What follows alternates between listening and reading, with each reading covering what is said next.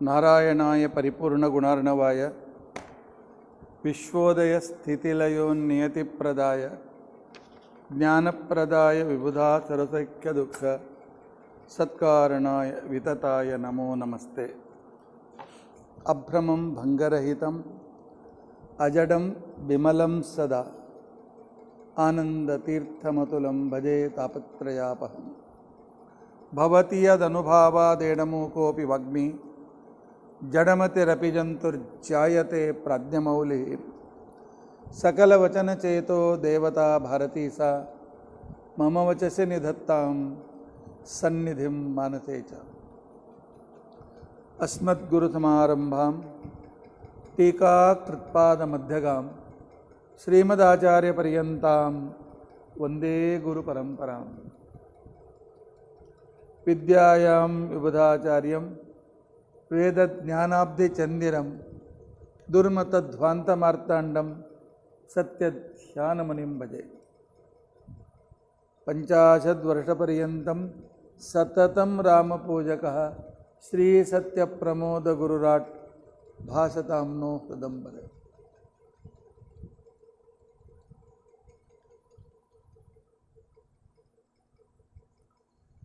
बन्धुस्त्वं गुरुरिष्टदैवतमिति त्वत्पादपङ्केरुहं प्राप्तं मां परिपालयेति सततं याचे निबद्धाञ्जलिः। चित्तं मद्गुणदोषचिन्तनविधौ नूनं मनाङ्मा कृताः श्रीसत्यात्मगुरो त्वदङ्घ्रियुगलं हित्वा न मे सद्गतिः। यैरहं शुकवत् सम्यक् शिक्षितोऽस्मि कृपालुभिः तान् वन्दे धेनुपाचार्यान् तत्त्वज्ञानार्थसिद्धये। श्रीगुरुभ्यो नमः। हरिः ओम् हरिः ओम् हरिः ओम्। स्वस्तिस्तु असेढसन्मङ्गलानि सन्तु। श्लोकैकश्रवणपठनमात्रेण वक्तुश्च श्रोतॄणां निखिलकलिकृतकल्मषापनोदनपुटतरे धर्माद्यखिलपुरुषार्थसाधनीभूते अद्य सदाचारस्मृति विवरणारम्भे सति किञ्चित् पूर्वकथानुवादः। हरिः ओम् हरिः ओम् हरिः ओम्। कल तक हमने मेरे ख्याल से 5 दिन हमने सदाचार स्मृति के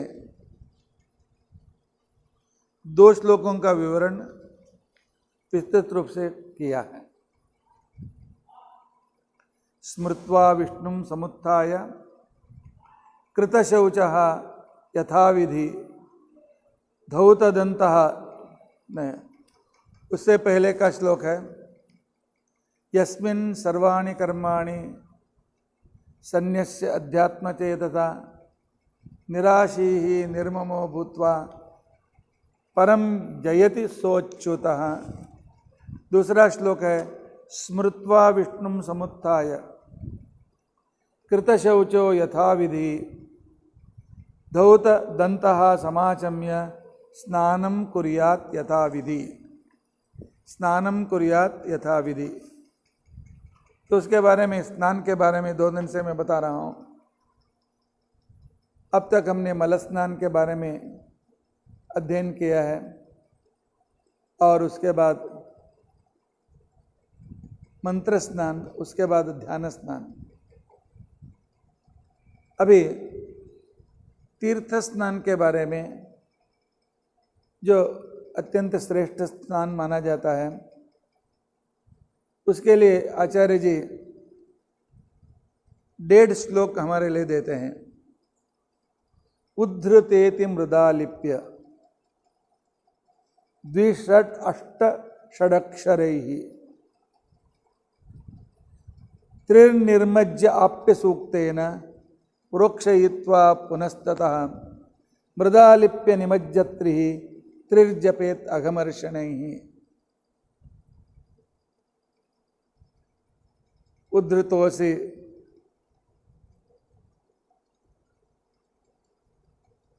पराहेण, इस तरह मंत्र से एक पवित्र मृत्तिका को अपने शरीर पर लगा करके, उसके बाद द्वादशाक्षर मंत्र, अष्टाक्षर मंत्र, षडक्षर मंत्र का जप करके 3 बार डुबकी लगा करके और आप्य सूक्तेन अर्थात अप पानी संबंधी सूक्तों से प्रोक्षण करके फिर मृत्तिका से द्वादश नाम लगा करके फिर 3 बार डुबकी लगा करके और उसके बाद अघमर्षण मंत्र बोलना चाहिए। उन्होंने हेडिंग दिया। और यह जो स्नान है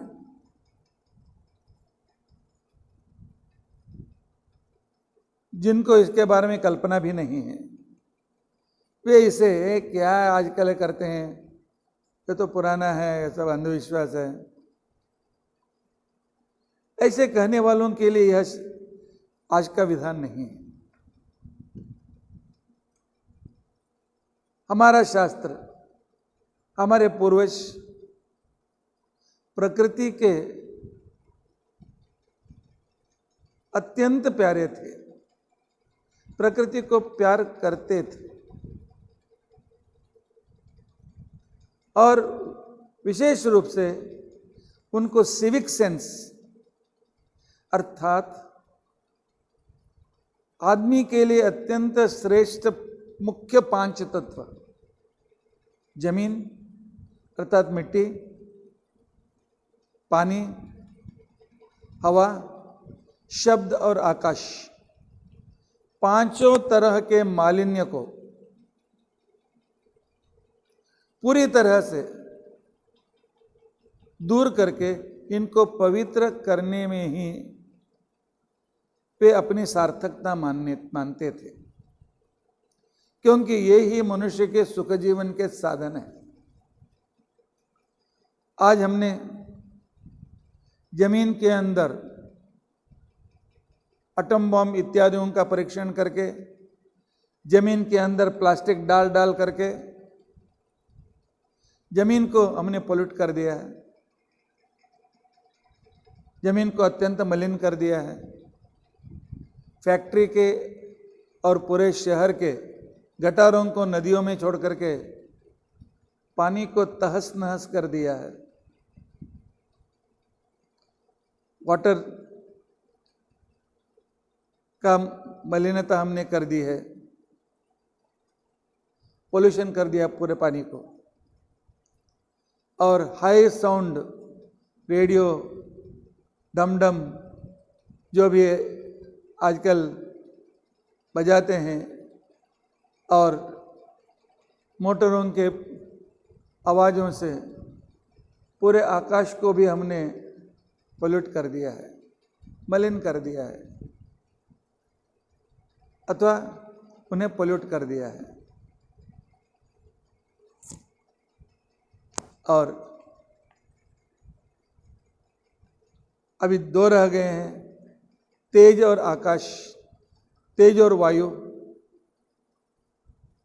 पेट्रोल के धुओं से पूर्ण वायु मालिन्य हमने कर दिया।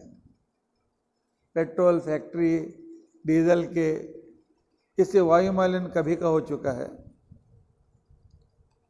अब रह गया तेज मालिन्य, अग्नि का मालिन्य।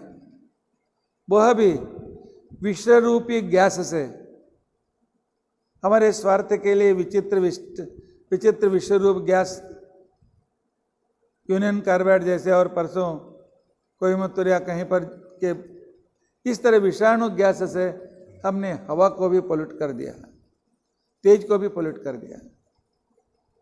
पृथ्वी अब तेज वायु आकाश किया, क्या हो गया?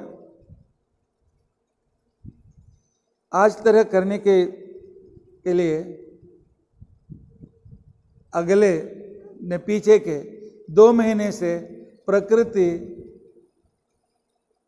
हम पर हमने जो प्रकृति पर अन्याय किया है, प्रकृति उसका बदला ले रही है। याद रखिए, जब कोई अति हो जाता है, प्रकृति हम पर बदला लेती है। लॉकडाउन, घर में बैठो, मैं अपने जमीन को, हवा को, आकाश को, पानी को पहले साफ कर लूं, बाद में तुम्हें बाहर छोड़ूं। क्योंकि हमारे इन पोल्यूशन का ही कारण है, उसे राक्षस बोलते हैं। पुराने समय में हम कथा पूछते हैं कि राक्षसों ने देवताओं पर आक्रमण किया। राक्षस क्या होते हैं? ये आजकल के जो नए नए वायरस हैं, ये राक्षस हैं। फ्लू, स्वैन फ्लू, डेंगू, और बीच में और दूसरा कुछ आया था, वो आज कोरोना। और वे सभी राक्षसों के भवन से ही पहले बाहर निकलते हैं। राक्षस भवन कौन सा है? चाइना। क्यों राक्षस, उनको राक्षस कहते हो? हाँ, नरकासुर वहीं के था। असुरों का मेन स्थान है चाइना और पाटना, बिहार। जमीन पर, आकाश में बहुत दूसरा है। अरे उन्हें आप राक्षस क्यों कहते हो? उन्हें इसलिए हम राक्षस कहते हैं, वेट बाजार में आप जाओ, राक्षस क्या करते हैं? उन्हें राक्षस कहते हैं जो भी मांस मिला उसे खाने वाले। चाइना के वेट बाजार में सांप को भी खाने वाले मिलते हैं, चूहे को भी खाने वाले मिलते हैं, और चमगादड़ को खाने वाले मिलते हैं, और किसी भी प्राणी को काट करके बस तुझे तरह लहू पी करके उस मांस को खा डालते हैं। इनको राक्षस बोलकर दूसरा कौन बोल सकते? क्या बोल सकते हैं? राक्षसों का आक्रमण, कोरोना का आक्रमण।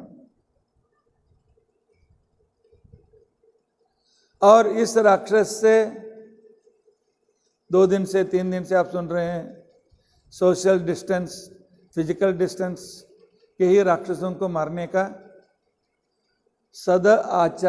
सदाचरण आजकल बोल रहे हैं कि हमको सालों तक कोरोना के साथ ही रहना है। तो आज एक दिन में और राक्षस नहीं मरेगा, क्योंकि राक्षस भी देवताओं से वर लेते हैं, शंकर से, ब्रह्मा जी से, मुझे मृत्यु नहीं चाहिए। ये वायरस भी ऐसे ही लेकर के आए हुए हैं। हम जल्दी मरने वाले नहीं हैं। इनके साथ रहकर भी अपने को सुरक्षित रखने के लिए जो इम्यूनिटी बढ़ाने के लिए जल्दी उठना और अपने को साफ सुथरा रखना, और उसके बाद प्राणायाम करना, दांतों को धोना, हाथों को धोना, पैर को धोना, जो 2-3 दिन से आपने सुना है। किसी को लगेगा ये सब पुराण लेकर क्या करने का है। यही पुराण आज हमें इस कोरोना रूपी राक्षस से हमारे संरक्षा कर सकता है। इसका संदर्भ समझो आप। रोगाणु हमेशा हम मनुष्य भी तैयार करते हैं और स्वाभाविक रूप से भी उत्पन्न होते हैं। कभी कभी कृत्रिम कोरोना के जैसे नवीन इसका उत्पादक हम ही हैं, अर्थात चाइना के जैसे लोग हैं। और तब क्या करना चाहिए? देवता लोग किसके पास जाते हैं? ब्रह्मा जी के पास, विष्णु जी के पास जाते हैं। आज मैं तीर्थ स्नान जो बोल रहा हूं, नदी में जितने पानी हैं, हवा में जितने कण हैं, सब भगवान ही हैं। इसके लिए भगवान को विष्णु का नाम दिया गया। विशुल्र व्याप्तो, सब जगह व्याप्त। तो पहले पानी जीवन, पानी के लिए संस्कृत में कोश है।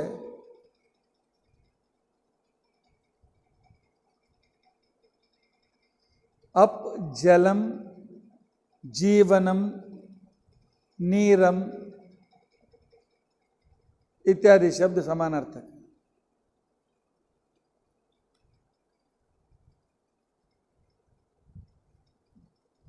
तो इसके लिए जीवन कहा गया है। इसके लिए नदी में स्नान करने से पहले किस तरह प्रार्थना करना, संकल्प करना और किस तरह भगवान की प्रार्थना करना, यह विधान सुनिए।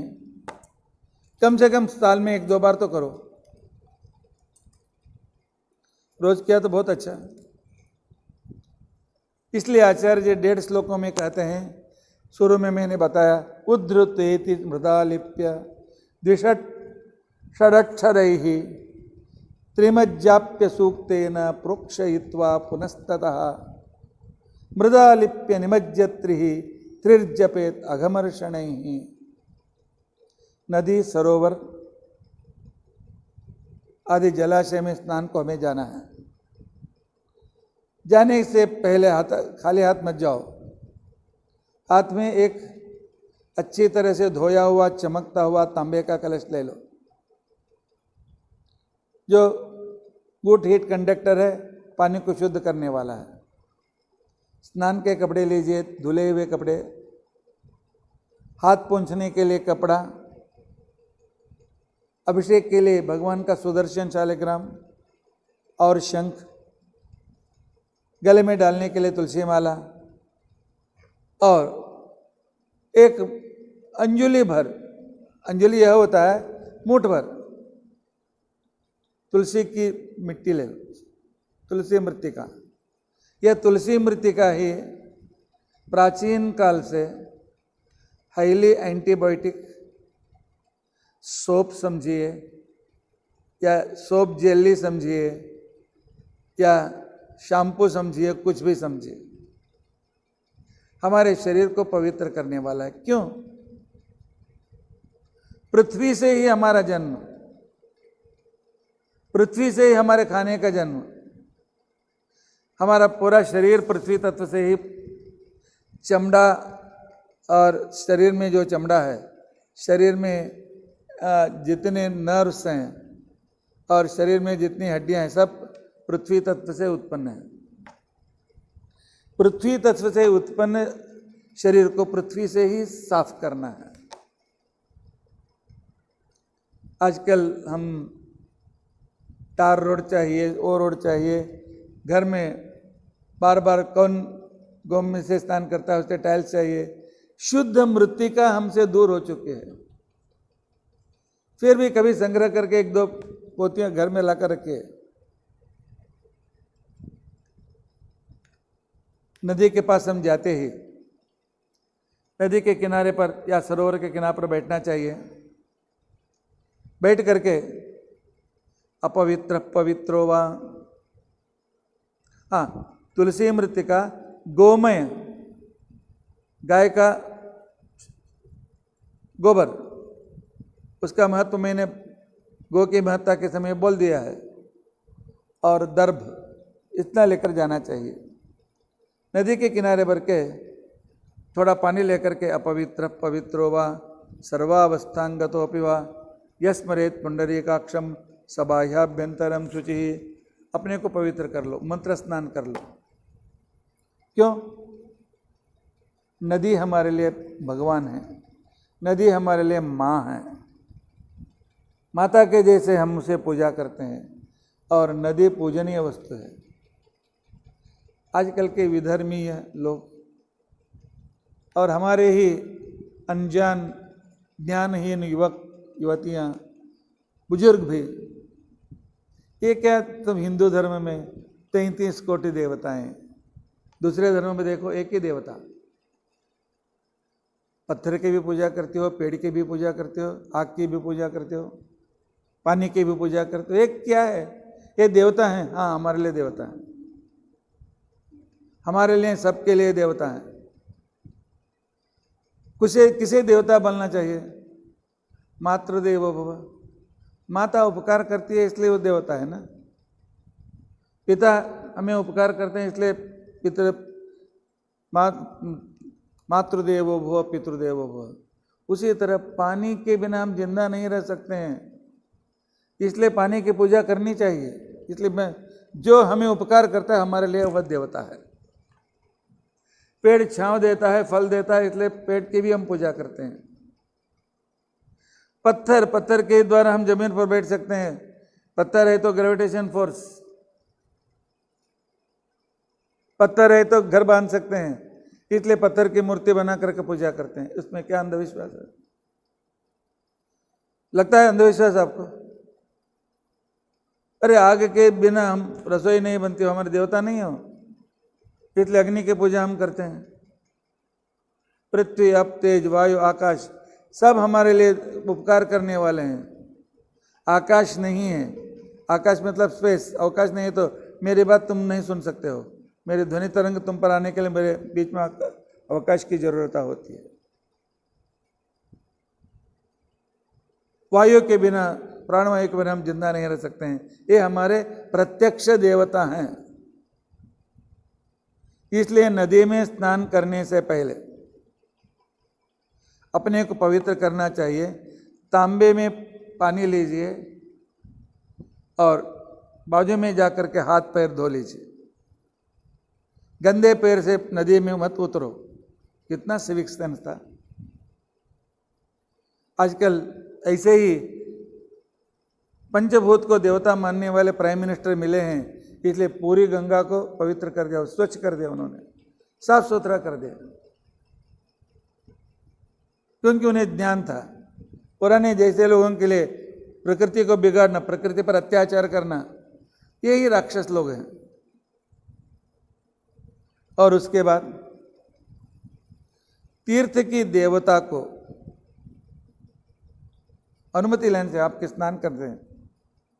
आपके घर में कोई घुस कर तुम जो बैठते हो, इसलिए नदी की देवता उसका स्वामी है, उसके परमिशन के बिना आप नदी में प्रवेश नहीं कर सकते हैं। तुम राजा सर्वतीर्थानाम, तू ही सभी तीर्थों का श्रेष्ठ राजा है। जो पानी हमें मिला हुआ वह, त्वमेव जगतः पिता, तू ही पूरे संसार का पिता है। या चितम देहि में तीर्थ, मैं क्यों स्नान करना चाहता हूं? मेरे सभी पापों को मैं नष्ट करना चाहता हूं। नदी के स्नान से पाप दूर होते हैं। पाप क्या मतलब क्या है? पाप का मतलब है शास्त्र के विरुद्ध आचरण पाप है, शास्त्र के अनुसार आचरण यह पुण्य है। परोपकार पुण्य है, पर अपकार पाप है।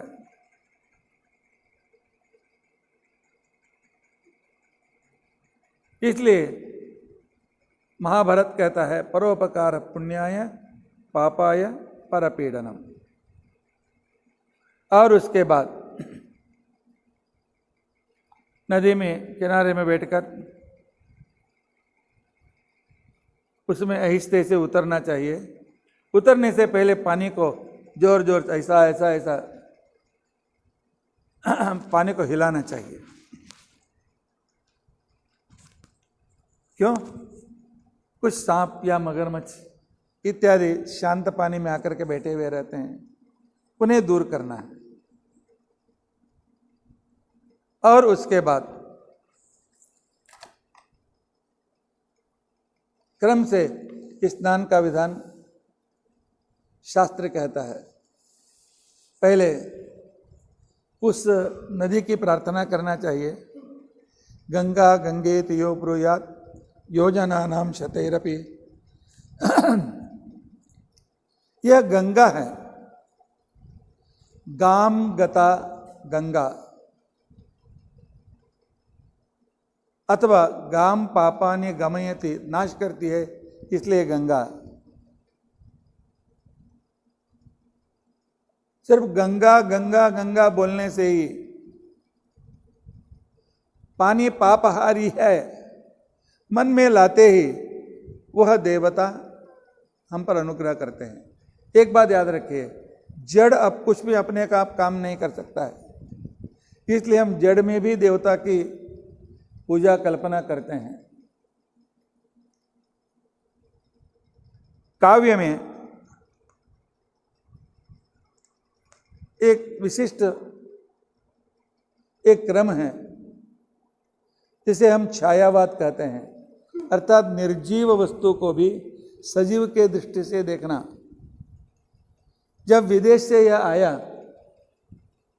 यह प्रवाह आया, सब कहने लगे हो विदेशी लोग जड़ को भी जिंदा मानते हैं। तो मुझे वह अंग्रेजी शब्द याद नहीं आ रही है, लेकिन हमारे वेद इत्यादि पहले से ही जड़ पंच महाभूत पंच तन्मात्रा को देवता मानते आ रहे हैं, जिन सजीव ही मानते आ रहे हैं। हमारे लिए यह वाद नया नहीं है।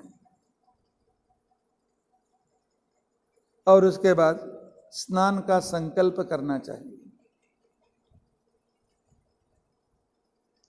संकल्प, हमारे ऋषि मुनि कितने बुद्धिमान थे। जब भगवान से प्रार्थना करनी है तो भगवान आप बहुत श्रेष्ठ हैं, मैं कनिष्ठ हूं, तभी मेरी प्रार्थना को कुछ महत्व है। राजा के पास जाकर, ए राजा मैं तुम हम समान है, देने का दो, देता है क्या? मार करके भगा देता। संकल्प का मतलब है भगवान आप देश की व्याप्ति से, काल की व्याप्ति से, गुण की व्याप्ति से मुझसे बहुत बहुत बहुत बड़े हैं। हम संकल्प क्या करते हैं? श्री गोविंद गोविंद, भगवान का नाम सुर में लेते हैं। विष्णोराज्ञया प्रवर्तमानस्य, अभी काल के बारे में हम देखेंगे, समय के बारे में, टाइम के बारे में। यह काल ब्रह्मा जी सृष्टि करके, प्रलय के बाद सृष्टि करके समय को, टाइम को शुरू करने वाले हैं भगवान ही। विष्णोराज्ञया प्रवर्तमानस्य, काल का प्रवाह भगवान की आज्ञा से प्रवहित होती है। अद्य आज ब्रह्मणः आदि जीवोत्तम ब्रह्मा और वायु, उसके 100 साल एक पूरे विश्व का इस सृष्टि और रक्षा का काल होता है। 100 साल पूरे होते हुए प्रलय हो, पूरी सृष्टि तहस नहस होकर भगवान के पेट के अंदर चली जाती है। तो आज ब्रह्मा की उत्पत्ति होकर 50 साल हो गए हैं। उसके 50 साल हमारे असंख्य करोड़ों ने, असंख्य करोड़ करोड़ करोड़ के करोड़, हमारा कृतयुग, त्रेता युग, द्वापर युग, कलयुग, 4 युग मिल करके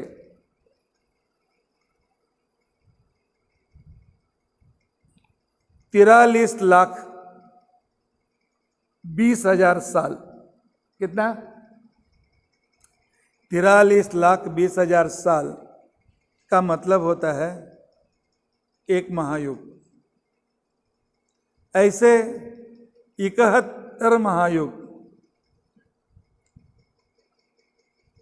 एक मनमंत्र होता है। ऐसे 28 मनमंत्र, अर्थात 43,20,000 इंटू गुणिले 71 गुणिले 28 कीजिए कितने करोड़ साल होते हैं। यह ब्रह्मा जी का एक दिन है।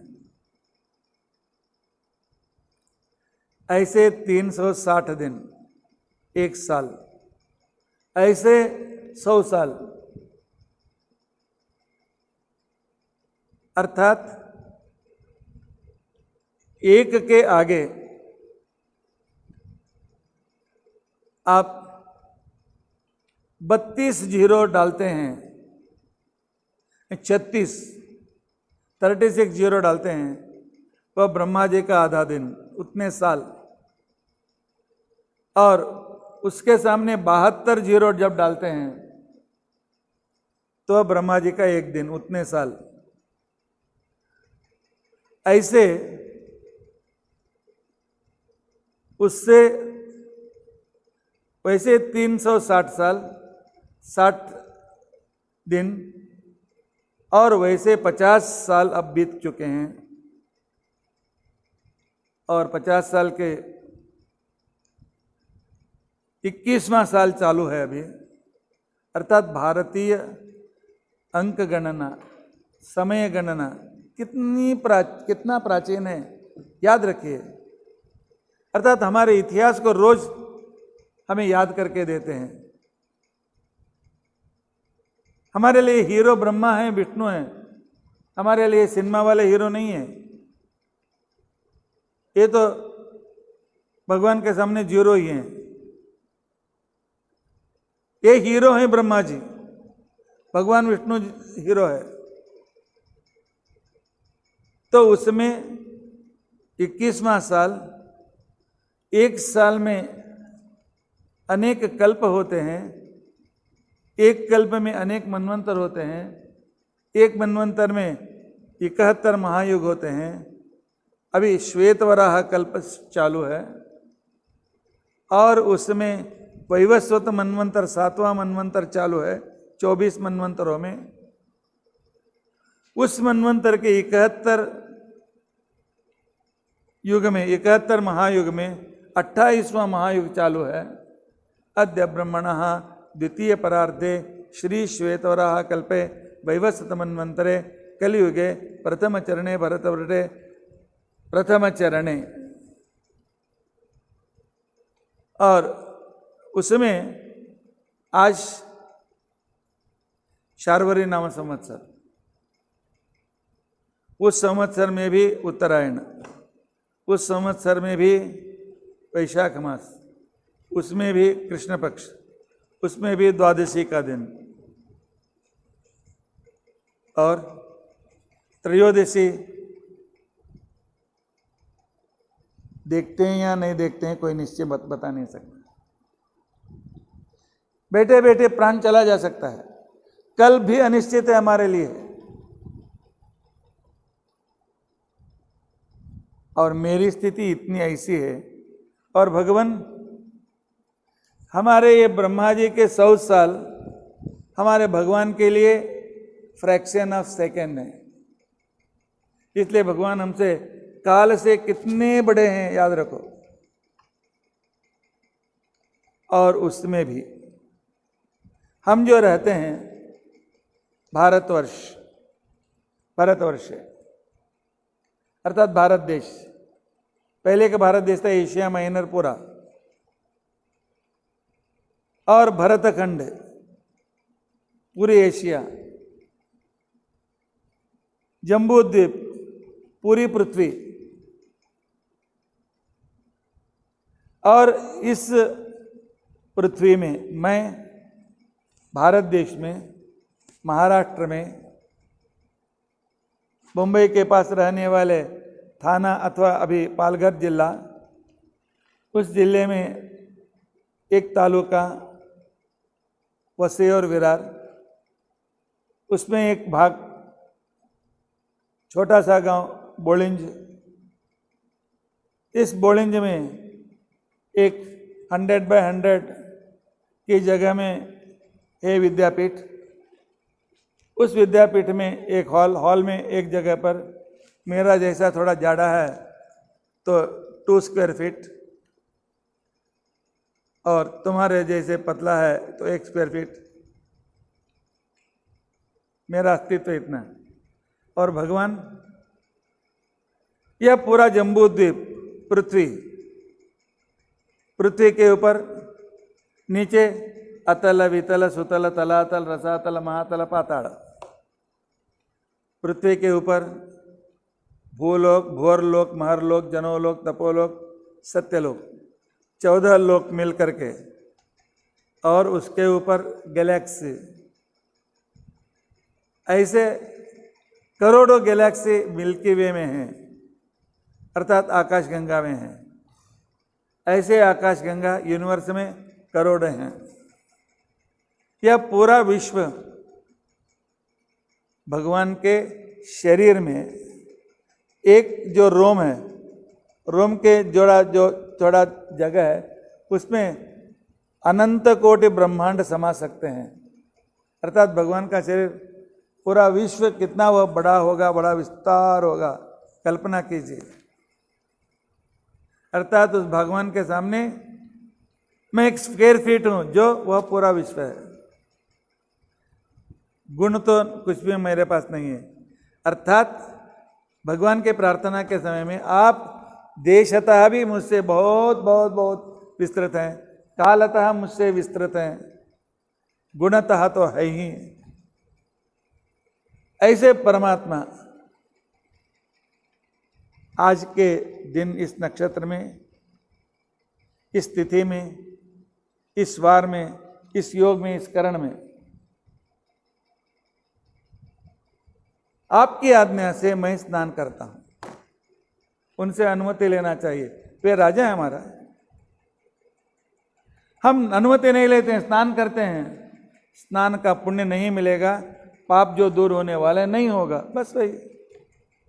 मैं रोड का नियम पालन नहीं करता हूं, एक्सीडेंट मरो, किसने उनने बोला? शास्त्र का नियम पालन करो, सुखी रहो। शास्त्र का उल्लंघन करो, पीड़ित हो जाओ। सुनने वालों के लिए शास्त्र होता है हमेशा। तो वैसे समय में मैं स्नान के लिए भी उनसे हमें प्रार्थना लेनी है, उनकी अनुमति लेनी है। इसके लिए कहते हैं संध्या के लिए समय में, पूजा के समय में, पुण्याहवाचन के समय में, गणपति की पूजा के समय में, कोई भी हो, देश काल आचमन करके देश कालम समुच्चार्य या संकल्प करना बहुत जरूरी है। अर्थात भगवान के सामने मैं यह कश्चित आदमी हूं।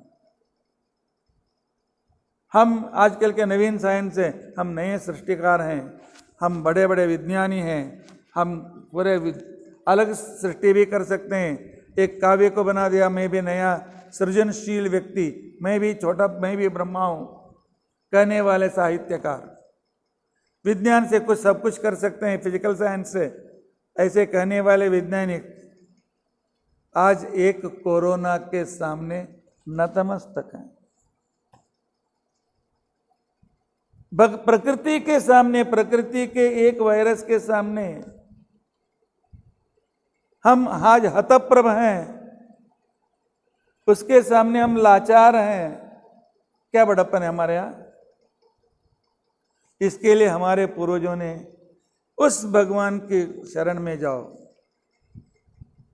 यदि इस कोरोना राक्षस से तुम्हें बचना है तो उसके लिए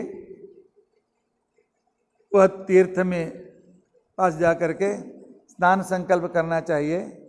जो मृत्तिका लाए हैं उसको 4 भाग करो, एक पत्ते के ऊपर, और उसमें ओम नमो नारायणाय इस तरह उस पर पानी का छिड़को, उस मृत्तिका को पवित्र करो, क्योंकि मृत्तिका से बने देह को शुद्ध कर सकता है।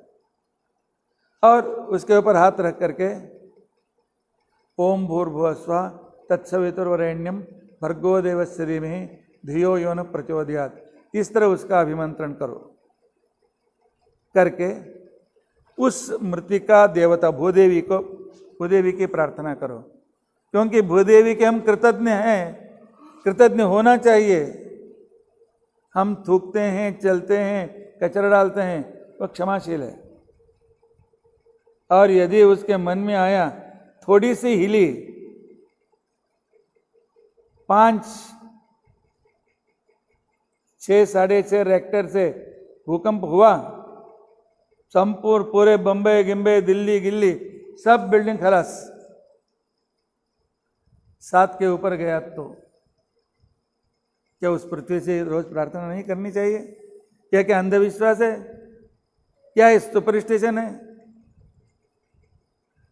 हे पृथ्वी, वराह रूपी भगवान सृष्टि के आदि में तुम्हें अपने दांतों से उठा करके ऊपर लेकर आ गए।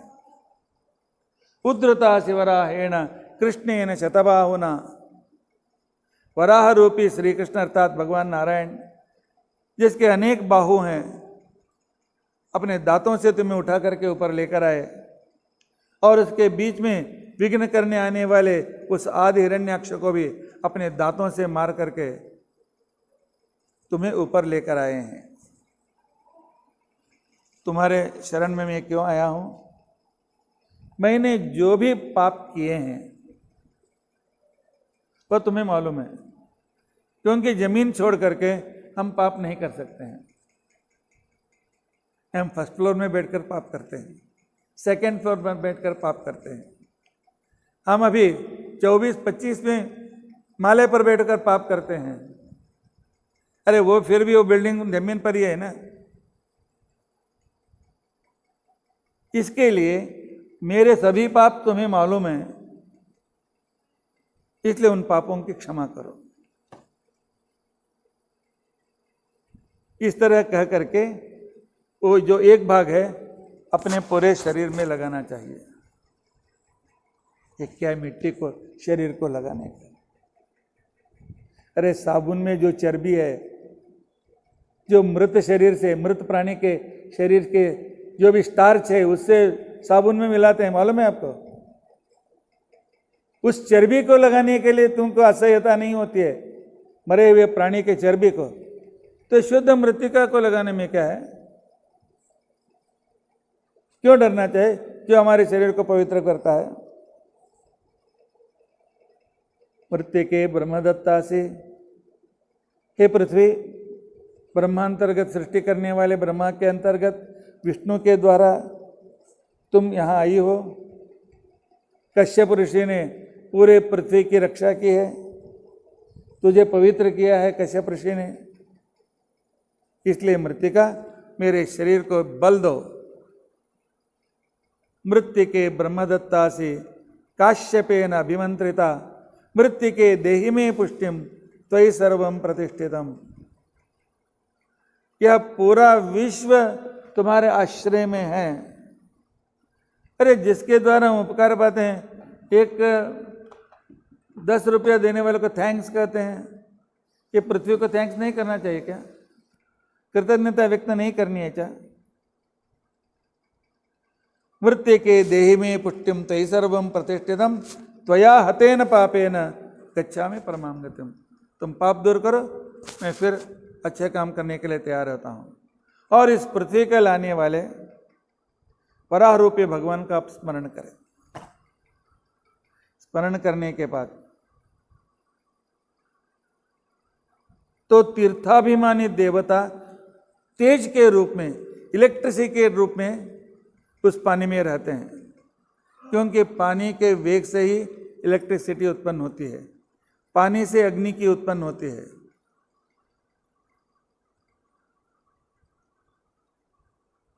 उपनिषद बोलो, अद्भ्यः अग्नि अद्भ्यः तेजः, इस तरह उपनिषद कहता है। उस तेजो रूपी उसका स्मरण कीजिए। और उसके बाद उसमें पानी के द्रव के रूप में रहने वाले हैं वायुदेव, भारतीय रमण मुख्य प्राण, उनका स्मरण कीजिए। और पानी के जितने कण हैं वे सभी भगवान की मूर्तियां हैं। स्नान का मतलब है उतने भगवान के सन्निधान हमारे शरीर में लाना है। स्नान का मतलब फिर शरीर को साफ करने का नहीं, असंख्य जितनी एटम्स हमारे स्नान करने वाले पानी में मिलते हैं, बाल्टी में कम मिलते हैं, नल के नीचे कम मिलते हैं, लेकिन नदी में कितने मिलते हैं। वैसे अनंत रूप हम पर हमें लाना है। आजकल हम भगवान के मूर्ति को अभिषेक करते हैं, कभी कभी अभी वार्षिकोत्सव हो गया, 108 कलश से, तो सब कलश से पूरा साफ होता है क्या? 108 कलश क्यों चाहिए? नहीं, उतने रूप जो हैं कलश में, उतने जो एटम हैं, प्रत्येक एटम भगवान का रूप है, उतने रूपों के सन्निधान मूर्ति में आने के लिए अभिषेक, यह भी हमारा स्नान भी अभिषेक है। यही कल्पना संकल्पना रखो, इसे कहते हैं आध्यात्मिक संकल्पना। यह भारतीय ग्रंथों को छोड़ करके आपको किसी दूसरे ग्रंथों में कहीं भी नहीं मिलेगा। इसलिए कहते हैं जले तेजोमयी मूर्तिम, पानी की देवता तेजोमयी मूर्ति को, तस्याम प्राणम द्रवात्मकम, उसमें द्रवरूपी वायुदेव को, द्रवरूपम ततम विततो विष्णुम, और द्रव के हर एक कण के रूप में रहने वाले भगवान विष्णु को यह बहने वाले पानियों में या सरोवर के पानी में संकल्पना करनी चाहिए। और हमारे बाल्टी में भी, उन पानी में भी जो हम स्नान करते हैं उसी में भी स्नान करना चाहिए। किसी किसी को शावर बहुत अच्छा लगता है, शावर, लेकिन याद रखो जोर से ब्रेन पर कभी शावर का पानी गिरा, ब्रेन हेमरेज होने का भी संदर्भ होता है। हर एक टाइम ही नहीं होता है, लेकिन संभव है। इसलिए पानी को एक पात्र में लेकर ही स्नान करो। इसलिए बरसात के पानी में भी स्नान करने के लिए निषेध बना गया है। और जो पानी ऊपर से नीचे गिरता है उसके जो पानी स्नान मत करो, शास्त्र बोलता है, क्योंकि ये हमारे सिर पे ऊपर जोर से गिर गया तो आदमी वहीं पर मर जाता है। मेरे कॉलेज में मेरा एक कलीग था, वह किसी ऐसा जो जोर से पानी गिरता था उसमें जाकर स्नान करने के लिए गया, पानी का जोर बढ़ा, उसी पर मूर्छित होकर चला गया।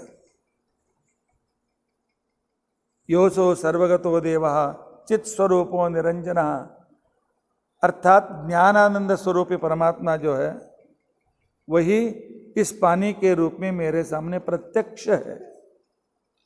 उस भगवान को पोल्यूट करने का क्या, उसमें थूकना, उसमें अपने शरीर के गंदे को डालना या इस तरह के गटार को छोड़ना, इसका भगवान के इतना हम द्वेष करते हैं। इसलिए प्रकृति हम पर बार बार, एक बार अतिवृष्टि, एक बार अनावृष्टि, एक बार अकाल, एक बार कोरोना इत्यादियों से हम पीड़ित क्यों होते हैं? कारण है ये पंच महाभूतों को हम पोल्यूट कर रहे हैं। ये सैव द्रव रूपेण गंगाम्बो नात्र संशय। और इतना ही नहीं, गंगा के 12 नाम हैं, नंदिनी, नलिनी, सीता, मालती च मलापः, विष्णुपादाब्ज संभूता, गंगा त्रिपथगामिनी, भागीरथी, भोगवती, जाननी, त्रिदशेश्वरी, द्वादशैतानि नामन। ये 12 नाम जिस जलाशय में आप स्नान कर रहे हैं अथवा जिस बाथरूम में स्नान कर रहे हैं, स्नान काटे पठे नित्यम, वहाँ गंगा आदि पवित्र नदियों का विशेष रूप से सन्निधान निश्चित रूप से प्राप्त होता है। इतना ही नहीं, गंगा गंगेति यो ब्रुवत्, अभी श्लोक मैंने पहले बताया, कितने हजारों मील गंगा दूर हो, स्मरण करने से वह पवित्रता में प्राप्त होती है। और उसके बाद हमारे पूर्वजों ने पूरे देश को एक सूत्र में बांध करके रखा था। आजकल के जैसे मेरा महाराष्ट्र अलग, मेरा बंगाल अलग, मेरा कर्नाटक अलग, मैं अपनी दादागिरी दिखाता हूँ, नहीं, पूरा भारत एक रूप में, एक मूर्ति के रूप में हमारे पूर्वजों ने, इसलिए कहते हैं, देखिए, गंगा सिंधु सरस्वती च यमुना, गंगा सिंधु सरस्वती यमुना गोदावरी नर्मदा कृष्णा भीमरथी फल्गु सरयू गंडकी, फल्गु गया में रहने वाली बात, और सरयू अयोध्या, श्रीगंडकी नेपाल, गोमती लखनऊ के पास नैमिषारण्य, कावेरी तमिलनाडु, कपिला मध्य प्रदेश, प्रयाग, इलाहाबाद उत्तर प्रदेश, विनता उत्तराखंड, नेत्रावती कर्नाटक, ये सभी का नाम अर्थात ये नदियाँ, भारत के नदियाँ और पर्वत भारत को एक रूप में एक कल्पना हमें देते हैं। रोज हम एक हैं, हमारा देश एक है, हमारे देश के लिए एक ही ध्वज चाहिए, एक ही कानून के नीचे हमें रहना है और एक ही आजकल नवीन एक ही रेशन कार्ड सब स्टेट में चलता है। यह जो एक ही है, यह भावना बहुत जरूरी है। पहले से हमारे ऋषि मुनियों ने इस भावना को ठीक तरह से सुरक्षित करते आए हुए हैं। उसके बाद हमें मंडल करना। अरे स्नान आधा हो गया, कैसे बीच में छोड़ेंगे? हाँ, और वहाँ पर मंडल करना चाहिए। मंडल मतलब एक जुरिस्डिक्शन, नैवेद्य के लिए मंडल, जुरिस्डिक्शन, खाने के लिए पात्र के लिए मंडल। आजकल टेबल खाने वालों को मंडल क्या बनाते हैं? मंडल क्यों करना चाहिए? ये मंडल में भगवान रहते हैं और कोई भी इविल पावर वहाँ नहीं आएगी। मेरे पीड़ा नैवेद्य के अन्न को दूषित नहीं करेगी, खाने के अन्न को दूषित नहीं करेगी। और हम स्नान में भी एक मंडल, और मंडल को सब तरह से सुरक्षित रखना चाहिए। बीच में एक ओम लिखिए, चारों दिशा में ओम ओम ओम ओम लिखिए। इतना लिखने के बाद वह भी किससे रहना चाहिए? वह लिखना चाहिए अनामिका या अंगुली से लिखना चाहिए। उसके बाद उस पानी में ओम नमो नारायणाय ने ओम नमो भगवते वासुदेवाय 12 बार, ओम नमो नारायणाय 8 बार, ओम विम विष्णवे नमः अथवा क्लीं कृष्णाय नमः षडक्षर मंत्र 8 बार स्मरण करके हमें 3 डुबकियां लगाना है। 3 डुबकी क्यों? हमारे शरीर में सत्व रज तम 3 गुणे, तीनों की शुद्धि के लिए। और तीर्थ में, पवित्र तीर्थों में स्विमिंग करना, पैर से उसके मारना, ये सब कुछ नहीं करना चाहिए। कुछ उत्साही विद्यार्थी करते हैं। और उसके बाद जो तुलसी मृत्तिका को 4 भाग हमने किया है, दूसरा 1 भाग लेना चाहिए। उससे फिर 12 जो हम नाम लगाते हैं, 12 पुंड लगाना चाहिए। लगा करके 12 अक्षर मंत्रम च तथैव 18 अष्टाक्षरम हरिम विष्णु मंत्रम समुच्चार्य फिर 3 बार डुबकी लगाना चाहिए। उसके बाद हमारे पाप की प्रवृत्ति को दूर करने के लिए अघमर्षण स्नान करना चाहिए। अघमर्षण मंत्र पढ़ करके स्नान करना है। और यह अघमर्षण मंत्र क्या होता है, क्यों पढ़ना चाहिए, हम कल देखेंगे। वैसे तो स्नान को पूरा करना चाहिए था, लेकिन रात बहुत हो गई है और रात्रि में स्नान नहीं करना चाहिए, तो इसके लिए हम यहीं पर रुक रहे हैं, क्योंकि एक ही दिन आप नहीं, लेकिन इसको करें या न करें, स्मरण करें। यह जो भावना है, यह जो मन में इंटेलेक्चुअलिटी के साथ जो इमोशनल संबंध है, वे हमारे शारीरिक, मानसिक, प्राणिक, बौद्धिक पवित्रता के कारण है। और अघमर्षण का स्नान क्या होता है, बाद में पवित्र तर्पण कैसा करना चाहिए, इत्यादियों को हम कल के एपिसोड में देखने की हम कोशिश करेंगे। श्री कृष्णार्पणमस्तु।